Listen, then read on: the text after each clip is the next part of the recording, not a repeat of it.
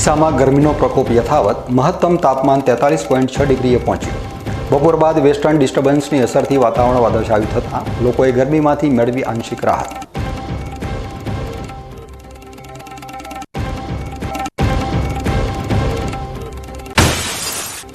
ધાનેરામાં ગુમ થયેલા યુવક યુવતીની ઝાડ ઉપર લટકેલી હાલતમાં મળી આવી લાશ.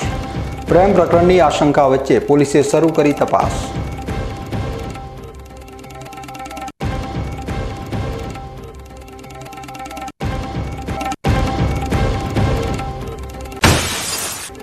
ભ્રષ્ટાચારના આરોપો વચ્ચે પાલનપુર પાલિકાના પ્લાસ્ટિક મુક્ત અભિયાન સામે ઊભા થયા સવાલો.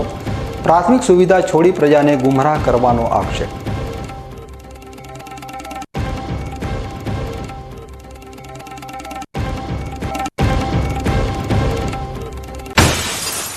ડીસા મામલતદાર કેમ્પસને મળશે આધુનિક રૂપ. 4 કરોડ 72 લાખના પ્રોજેક્ટમાં તમામ કચેરીઓ સુવિધા સંપન્ન બનાવી પર્યાવરણ જાળવણી અને જળસંચય ઉપર ભાર મૂકી બનશે રાજ્યનું પ્રથમ મોડલ કેમ્પસ.